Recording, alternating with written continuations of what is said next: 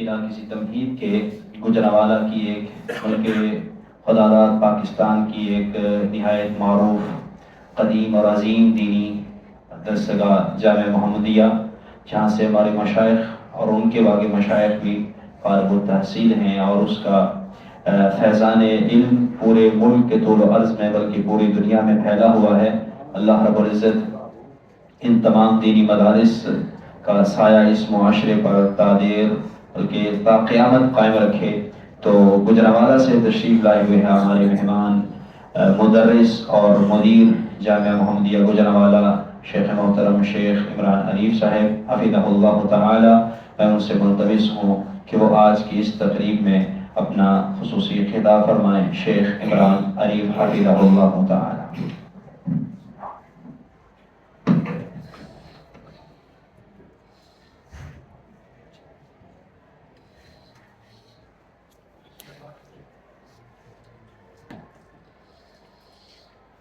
السلام علیکم ورحمۃ اللہ وبرکاتہ۔ نحمده ونصلی علی رسولہ الکریم، اما بعد فاعوذ باللہ السمیع العلیم من الشیطان الرجیم، بسم اللہ الرحمن الرحیم۔ هو الذي بعث في الأميين رسولا منهم يتلو عليهم آياته ويزكيهم ويعلمهم الكتاب والحكمة۔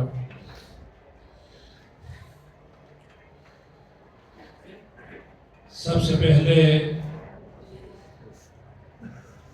معزز علماء اکرام، شیوخ اعظام اور طلباء اعظام، علماء شیوخ کا شکر گزار ہوں کہ انہوں نے اس ادارے کے اندر اظہار خیال کا موقع میسر فرمایا ہے۔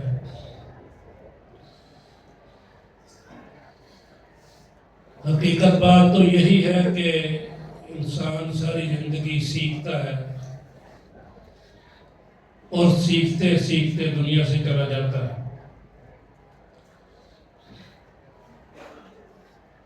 جس طرح معزز اسپیکر نے جامعہ محمدیہ کے حوالے سے بات کی، میں یہ سامنے چھوٹا بینر بھی پڑھ رہا تھا۔ اللہ کی توفیق سے اس میں بھی ابنائے جامعہ کی ایک کثیر تعداد ہے جو جامعہ محمدیہ سے اللہ کی توفیق سے فیض یافتہ ہے، اور یقیناً دنیا کا کوئی کونا ایسا نہیں ہوگا جہاں جامعہ محمدیہ کے فیض یافتہ افراد موجود نہ ہوں۔ میں تو اس ادارے کو بھی جامعہ محمدیہ کی ایک شاخ سمجھتا ہوں، کیونکہ یہاں کے شیخ مفتی عطاء الرحمن صاحب علوی اور دیگر بعض احباب جامعہ سے فیض یافتہ ہیں، اور ماشاءاللہ اس علاقے کے اندر، لاہور کے اندر شعبہ جات، مختلف شعبہ جات میں ایک خوبصورت، ایک عمدہ، اعلیٰ، ایک معیار پر قائم اس ادارے کے اندر کام کر رہے ہیں۔ موجودہ دور میں دینی اداروں کا چلانا اور ان میں کام کرنا کس قدر مشکل ہے، یہ تمام جامعات کے اندر کام کرنے والے افراد اس کو سمجھتے ہیں۔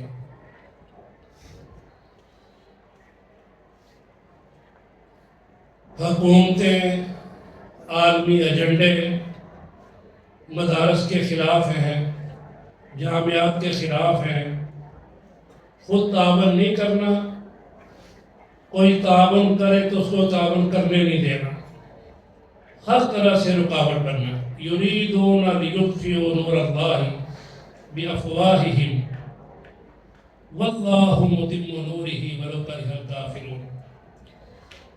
یہ تو کوشش میں ہے کہ نور ایمان کو اپنی پھونکوں سے بجھا دے، لیکن اللہ اس کو بجھنے نہیں دے گا انشاءاللہ، اور یہ ادارے انشاءاللہ قیامت تک قائم دائم رہیں گے۔ علامہ اقبال رحمہ اللہ نے ایک دفعہ کہا تھا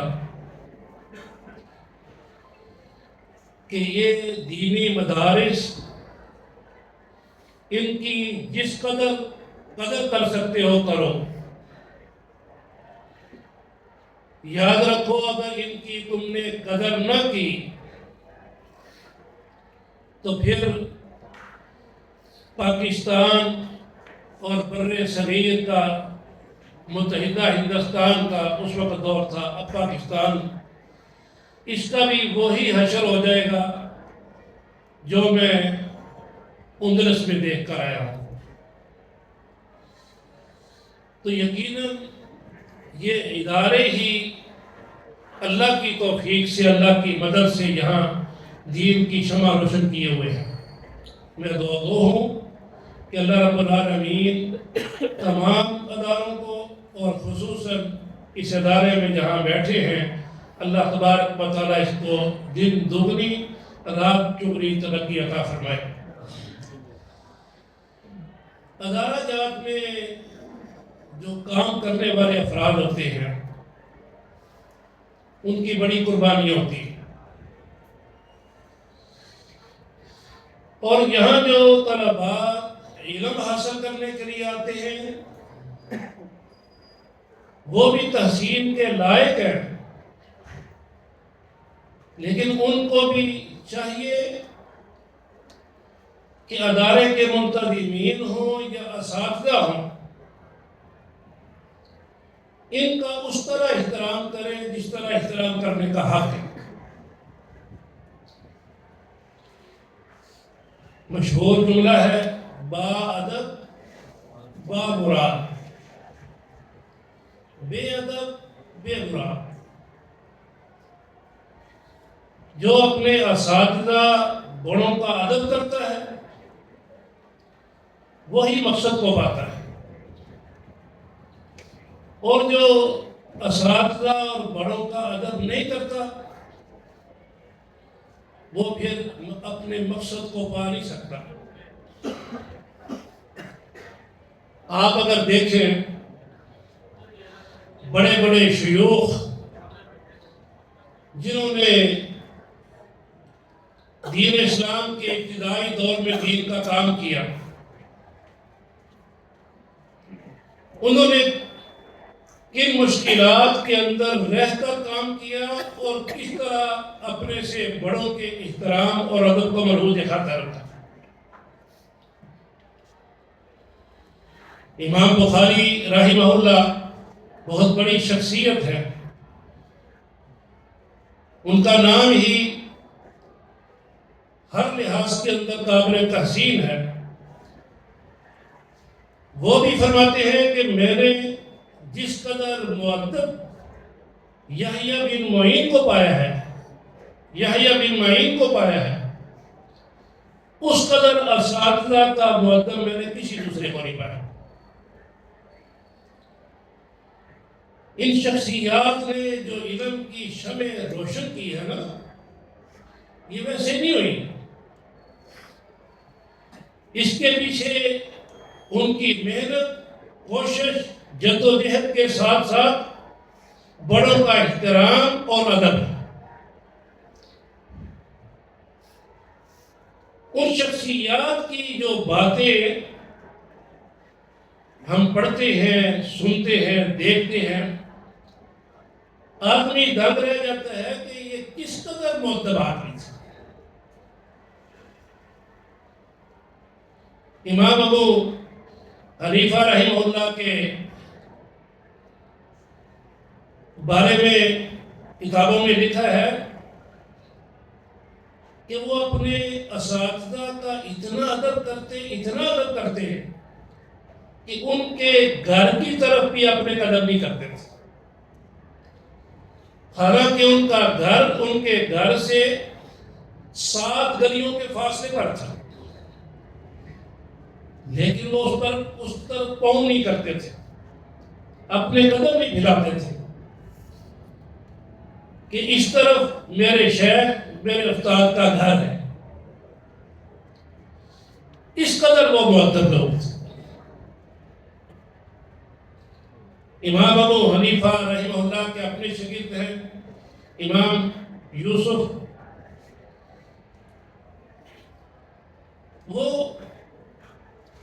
شیخ کے اتنے مؤدب اور جس طرح انہوں نے تعلیم حاصل کی، پڑھ کر آدمی حیران رہ جاتا ہے۔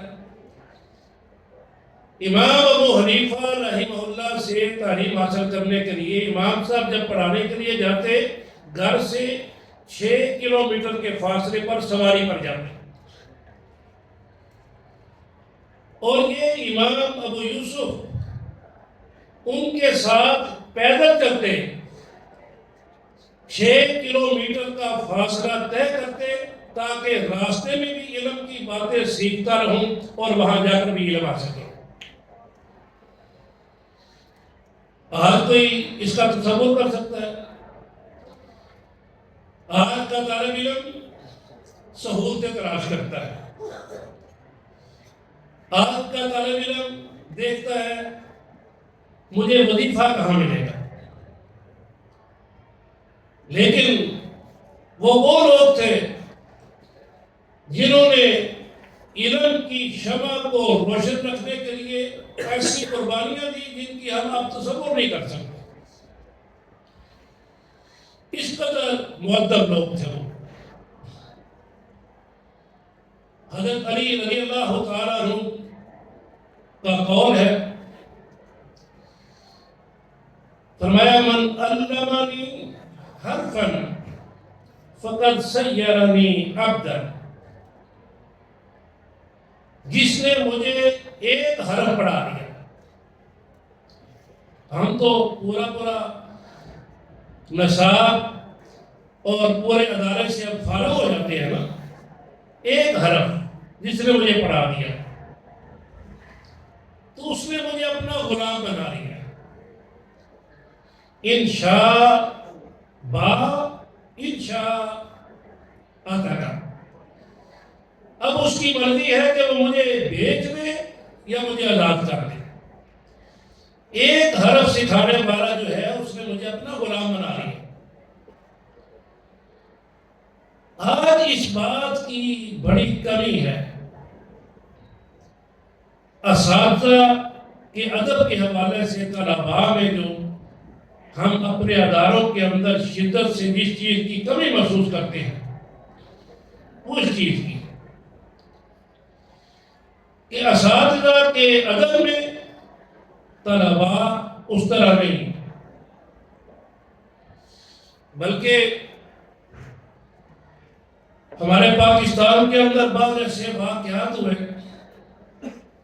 بہاولپور کا ایک واقعہ اخبارات کے اندر آیا کہ وہاں ایک شاگرد نے استاد کو قتل کر دیا۔ وجہ کیا؟ استاد سے پڑھتے پڑھتے کسی مسئلے کے اوپر تکرار ہو گیا، بحث ہو گئی، تو اس شاگرد نے یہ کہا کہ میرے پاس استاد سے زیادہ علم ہے، اس لیے یہ غلط کہتا ہے، یہ کہہ کر اس کو قتل کر دیا۔ جب طالب علم کے اندر اس طرح کی بات آ جائے، نبی صلی اللہ علیہ وسلم نے فرمایا جو شخص علم حاصل کرتا ہے لیجاری بہ العلماء، تاکہ وہ علماء کی برابری کرے۔ آپ صلی اللہ علیہ وسلم نے فرمایا یہ سیدھا آدمی جہنم کے اندر جائے الا ادخلہ النار، اللہ اس کو جہنم میں داخل کر دے۔ استاد کے پاس پڑھ کر پھر ذہن میں یہ تصور کرنا، نوجوان خون ہوتا ہے، ابھی تربیت کی منتریں پوری طے نہیں کی ہوتی، وہ مطالعہ کے اندر اگر کوئی بات اس کو مل جائے تو میرے پاس تو بڑا علم آ گیا۔ علم جو آدمی انکساری سکھاتا ہے وہ محفوظ ہوتا ہے۔ وہ بعض اوقات استاد کا علم جانچنے کے لیے بعض ایسے طالب علم استاد سے جا کے استادوں نے جا کے پوچھا میں ان بھی برآمدہ کریں، اس طرح طلباء کی شان نہیں ہے۔ پہلے جو علماء تھے ان کے اندر کیا چیز تھی؟ ایک کتاب کے اندر میں نے ایک واقعہ پڑھا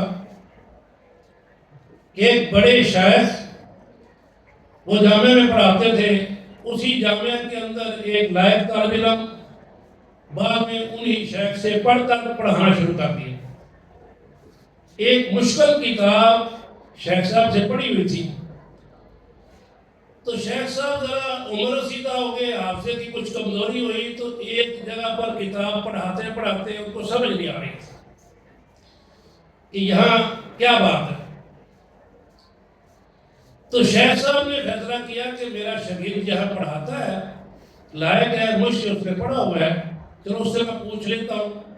اس نے جا کے اس کے سامنے رکھا کہ بیٹا یہ اس کا کیا مطلب ہے؟ ان طلباء کا ادب دیکھیں، اس طالب علم نے اس پر غرور نہیں کیا، تکبر نہیں کیا، کیا کہنے لگا کتاب کو دیکھ کر؟ کہنے لگا استاد جی جب آپ نے پڑھایا تھا نا تو آپ نے اس طرح بتایا تھا، اپنے اوپر نہیں بات لائی کہ میں بڑا ظہیر ہوں تو میں بڑا لائق ہوں۔ استاد کو وہ بات بتائی، اس انداز میں بتائی، استاد کو مجھے یاد ایسا پڑتا ہے جب آپ نے پڑھایا تھا تو آپ نے اس طرح پڑھایا تھا۔ یہ ہے عاجزی انکساری، نہ یہ کہ جب آدمی کوئی بچہ 4 حرف پڑھ لے تو کہے تو استادوں کو کیا ہوتا ہے۔ یہ آج کے معاشرے کی کمزوری اور علم کا فقدان اسی وجہ سے۔ جن لوگوں نے اساتذہ کا ادب کیا ہے ان کی شان ہی اور تھی۔ خلیفہ ہارون رشید بہت بڑا نام ہے، تو ہارون رشید کے بیٹے یہ امام نسائی رحمہ اللہ سے پڑھتے تھے۔ تو ہارون رشید نے دیکھا کہ جمعے کا دن ہے، امام صاحب نے خطبہ دیا ہے، خطبے کے بعد گھر جانے لگے ہیں، تو اٹھے تاکہ اپنا جوتا لے۔ خلیفے کے دونوں بیٹے بھاگتے ہوئے گئے، ایک کی کوشش کہ میں استاد کا جوتا اٹھاؤں، دوسرے کی کوشش میں اٹھاؤں، حتیٰ کہ دونوں اکٹھے استاد کے جوتوں کے پاس پہنچ کے ایک پاؤں اٹھا لیتا ہے، دوسرا پاؤں اٹھا لیتا ہے۔ بھاگتے ہوئے باہر دروازے پر جاتے ہیں جہاں شیخ نے گزرنا ہے، وہاں جا کر رکھتے ہیں تاکہ شیخ امام نسائی رحمہ اللہ جوتا پہن۔ دوسرے دن خلیفہ ہارون رشید نے امام نسائی رحمہ اللہ کو اپنے دربار میں بلایا، کہا امام صاحب آپ کے نزدیک سب سے زیادہ قابل احترام شخصیت کون ہے؟ ظاہر ہے امام نسائی رحمہ اللہ نے کہا کہ میرے نزدیک تو سب سے قابل احترام شخصیت وقت کا خلیفہ آپ ہارون رشید ہیں۔ خلیفہ ہارون رشید مسکرایا کہ اللہ امام صاحب نہیں، میں سب سے زیادہ قابل احترام نہیں ہوں، سب سے زیادہ قابل احترام وہ شخصیت ہے جس کے جوتے سیدھے کرنے کے لیے خلیفے کے بیٹے باغ پر دوڑ کر سبق لے جاتے ہیں۔ یعنی امام نسائی سے کہا کہ آپ قابل احترام ہیں، جن کے جوتے اٹھانا میرے بیٹے اپنے لیے سعادت سمجھتے ہیں۔ علم آدمی کو تبھی آتا ہے کہ استاد کے جو جوتے سیدھے کرتا ہے۔ مجھے ایک واقعہ یاد آیا، یہ ایک تربیت کا حصہ سمجھ لیجیے، بہت بڑی شخصیت ہے ہمارے ملک کی، اور وہ بھی ہمارے جامعہ سے فارغ التحصیل ہیں، ڈاکٹر فضل اللہ صاحب حفظہ اللہ۔ ان کے والد تھے حاجی ظہور اللہ صاحب۔ ایک مجلس میں ڈاکٹر فضل اللہ صاحب بھی موجود تھے اور حاجی ظہور اللہ صاحب ان کے والد صاحب بھی موجود تھے۔ تو والد صاحب جوتے اتار کے بیڈ کے اوپر بیٹھے تھے، دوسرے علماء پاس بیٹھے تھے، ڈاکٹر صاحب بھی پاس بیٹھے تھے۔ تو جب حاجی صاحب اٹھے نا جانے کے لیے تو انہوں نے جوتا پہننا تھا، تو حاجی صاحب نے اٹھ کر جوتا جان بوجھ کے پاؤں مار کے بیڈ کے نیچے کر دیا، کیونکہ ڈاکٹر صاحب اٹھے تھے جوتا پہنانے کے لیے،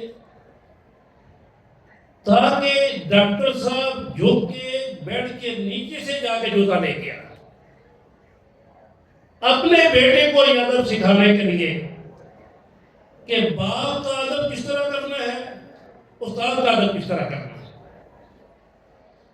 تو ڈاکٹر فضل اللہ صاحب جھک کے آگے بڑھ کے آدھا لیٹ کے بیڈ کے نیچے سے جوتا لا کے انہوں نے حاجی صاحب کو جوتا پہنایا۔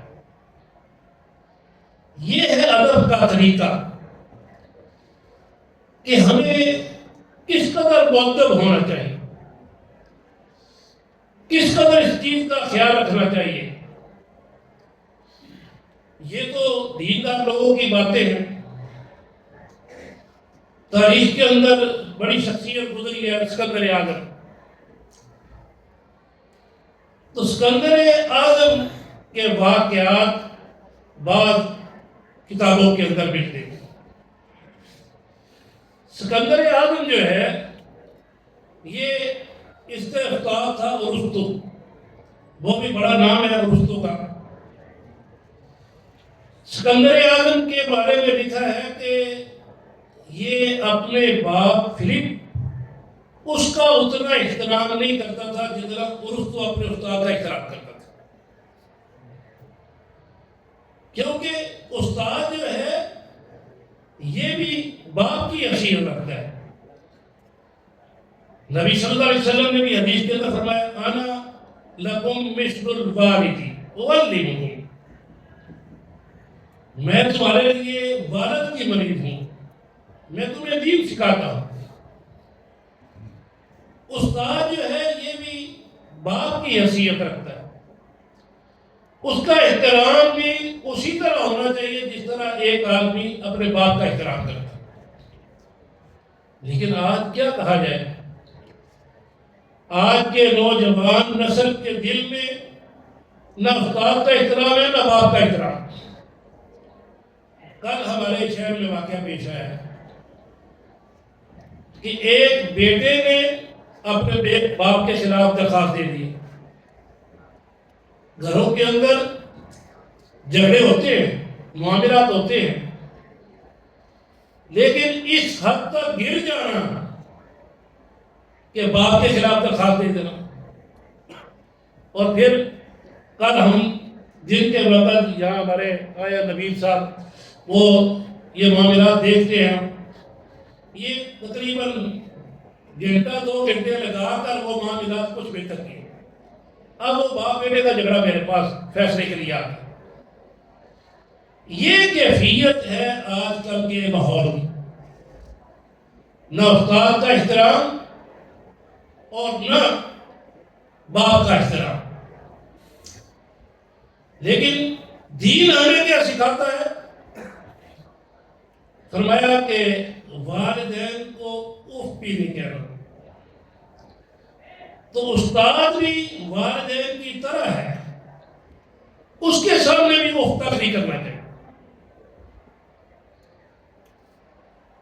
ایک جگہ میں نے ایک جملہ پڑھا،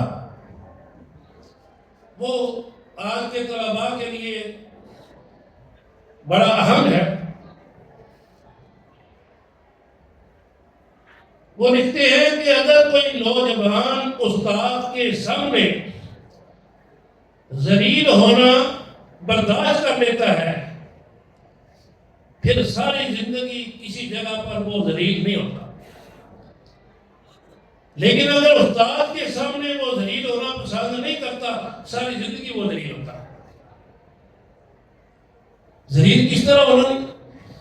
کئی دفعہ یہ واقعات اس طرح آتے ہیں، استاد کہتے ہیں کھڑے ہو جاؤ یا کان پکڑ لو، تو کہ میں نے نہیں کان پکڑ، یہ میری حد تک ہے۔ تو یہ استاد کے سامنے وہ ذلیل ہونے سے بچا۔ وہ جو استاد کا مؤدب ہو کر استاد کہے کہ کھڑے ہو جاؤ، کھڑے ہو جاؤ، کان پکڑ لو، کان پکڑ لے، یہ پھر دنیا میں کہیں مار نہیں کھاتا۔ استاد کے سامنے ذلیل ہو جانا یہ ساری ذلتوں سے آدمی کو محفوظ کر دیتا ہے۔ تو استاد کا ادب اس طرح ہونا چاہیے۔ اسی ارسطو کا واقعہ ہے کہ یہ اور جو بادشاہ ہے یہ دونوں جا رہے تھے، آگے نہر تھی، تو نہر سے گزرتے وقت ارسطو نے کوشش کی کہ میں پہلے گزروں، تو وہ بادشاہ کہنے لگا نہیں، پہلے میں گزروں گا۔ اس نے کہا نہیں میں پہلے گزرتا ہوں، اس نے کہا نہیں میں پہلے گزروں۔ وہ پہلے گزرا، اس نے سارا دیکھا کہ کہاں پانی کم ہے کہاں زیادہ ہے، پھر وہ گزر کے اس نے کہا کہ اب ارسطو صاحب اپنے استاد کو کہا کہ اب آپ اس جگہ سے آگے اس جگہ پانی کم ہے۔ جب وہ پار کے رہ گئے تو ارسطو نے کہا کہ تم بادشاہ ہو، تمہیں ایسا نہیں کرنا چاہیے۔ اس نے کہا کہ آپ میرے استاد ہیں، میں اس مقام پر جو پہنچا ہوں آپ کی وجہ سے پہنچا ہوں، میں اگر مر جاؤں نا تو میں زندہ بھی رہوں، میں زندہ رہوں نا تو میں ایک ارسطو بھی پیدا نہیں کر سکتا، لیکن آپ اگر زندہ رہیں آپ میرے جیسے 20 بادشاہ پیدا کر سکتے۔ یہ استاد کا احترام ہے۔ استاد طالب علم کی شخصیت بناتا ہے، اس کو ایک مقام پر پہنچاتا ہے، لیکن یہ تب ہے جب طالب علم کے دل میں احساس ہو کہ ہمیں یہ سب کچھ جو سکھایا ہے انہوں نے سکھایا ہے، اور کس طرح سکھایا ہے، کس قدر محنت سے سکھایا ہے۔ ایک استاد نے جب ایک سبق پڑھانا ہوتا ہے وہ بعض اوقات ایک سبق پڑھانے کے لیے کئی گھنٹے تیاری کرتا ہے۔ اس دفعہ جامعہ کے اندر میرے پاس مقامات تھی، تو وہ سیمسٹر سسٹم ہے، پورے سال کے اندر جو 5 مقاموں کا نصاب تھا، لیکن اللہ کی توفیق سے وہ 3 مہینوں کے اندر 5 مقامیں جو ہے وہ طلباء کو پڑھا دی۔ تو پھر وہ اب کہنے لگے کہ اب ہم نے صرف کی کوئی کتاب پڑھنی، تو میں نے کہا کون سی شافیہ پڑھیں؟ میں نے کہا ٹھیک ہے، اب وہ شافیہ پڑھ۔ لیکن یہ کتابیں جو اساتذہ بھی سمجھتے، طلباء بھی سمجھتے، مشکل کتابیں، اس کو جب پڑھانا ہے اس کے لیے اساتذہ نے محنت بھی اتنی کرنی ہوتی ہے. اساتذہ کی محنت کا پھل تب ملتا ہے جب ایک آدمی مؤدب ہو کر، ایک طالب علم مؤدب ہو کر توجہ کے ساتھ اس کی بات کو سنتا ہے. ہمارے ہاں موجودہ دور کے اندر دین بیزار معاشرہ ہے، یہ دین سے اکتائے ہوئے لوگ ہیں. ہم اپنے اداروں کے اندر دیکھتے ہیں کہ ایک بڑی تعداد طلباء کی وہ ہے جو دل سے پسند نہیں کرتے جامعہ میں پڑھنا. کیوں آئے؟ ماں باپ کی مجبوری کی وجہ سے. ماں باپ نے زبردستی بھیجا ہے دین سیکھو، لیکن ان کا دل نہیں چاہتا. آپ بتائیں ایسے جو طلباء ہیں وہ پڑھائی کے اوپر کیا توجہ دیں؟ دین بیزار معاشرہ ہے یہ موجودہ، اور موجودہ معاشرے کے اندر دین کا کام کرنا اور دینی تعلیم کے اندر شعبہ تدریس کے اندر کام کرنا انتہائی مشکل ہے کہ طلباء کی توجہ حاصل کر کے ان کو علم سکھانا. ایک استاد ان سب چیزوں کو دیکھتا ہے. اگر کلاس کے اندر پڑھتے ہوئے علم حاصل کرنے والے طلباء جو ہیں ان کی توجہ استاد کی طرف نہ ہو، استاد کی محنت ضائع جاتی ہے. استاد جس محنت کے ساتھ تیاری کر کے لیکچر دینے کے لیے آیا ہے، سبق پڑھانے کے لیے آیا ہے، اس کا دل ٹوٹ جاتا ہے. لیکن آج کے معاشرے کے اندر یہ بڑے مسائل ہیں. ہمیں آج کے نوجوان کو اس کے اوپر توجہ دینی چاہیے. آج کے جو آپ نوجوان ہیں، آپ کل کا مستقبل ہے. آج ہم یہاں بیٹھے ہیں، کچھ سال پہلے ہم آپ کی جگہ پر تھے اور یہ سارے شیوخ آپ کی جگہ پر تھے، اور آج وہ وہاں سے یہاں آ گئے ہیں، آپ وہاں نئے لوگ آ گئے. اب یہ یہاں سے اگلے جہان میں چلے جائیں گے، آپ نے اس جگہ پر آنا. دین کو زندہ رکھنے کے لیے، دین کے لیے موجودہ دور میں بڑی محنت کی ضرورت ہے. خصوصاً آپ دیکھتے ہیں موبائل کا دور ہے، سوشل میڈیا کا دور ہے، انٹرنیٹ کا دور ہے. آپ کے نوجوان کو پوری توجہ پڑھائی کی طرف مبذول کروانا یہ انتہائی مشکل ہے. اساتذہ کیا کیا کام کرتے ہیں؟ اساتذہ طلباء کے اندر یہ شعور اجاگر کرنے کی کوشش کرتے ہیں کہ جو طالب علم سمجھتا ہے کہ میں کمزور ہوں یا میں نالائق ہوں، استاد کی کوشش ہوتی ہے کہ اس کے ذہن کے اندر یہ چیز بٹھا دے کہ تم کمزور نہیں ہو، تم نالائق نہیں ہو. استاد کوشش کرتا ہے کہ وہ احساس کمتری کا شکار نہ ہو. عموماً ہمارے معاشرے کے اندر دین سے وابستہ طلباء احساس کمتری کا شکار ہو. ان کے خاندان میں کوئی فنکشن آ جائے، احساس کمتری کا شکار ہوتے. وہ اپنا حلیہ فنکشن کے اندر تبدیل کرنے کی کوشش کرتے ہیں. کیا مجھے یا اس فنکشن کے اندر لوگ اس طرح دیکھیں گے کہ میں نے ٹخنوں سے اوپر شلوار کی ہوئی ہے اور سر پر ٹوپی پہنی ہوئی ہے؟ وہ کہتا ہے نہیں، احساس کمتری ہے، یہ میں اس طرح نہیں اچھا لگا.